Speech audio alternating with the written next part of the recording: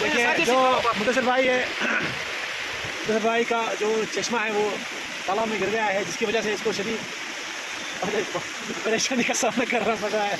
और इस बीच इसको इतना गुस्सा है, अनाप शनाप बोल रहे हैं जब ये चश्मा गुम हो गया तब से अन शण बोल रहे हैं, जो मुंह में आ रहा है बोल रहे हैं। कोई बात नहीं है, इसको हम कल चश्मा लगवाएंगे पहले, तब तक हम खाना नहीं खाएंगे इंशाल्लाह। ठीक है, नंबर का जो ट्रैक है बहुत ही असाद ने आज नहाया, आज इससे स्विमिंग सीखी 50%।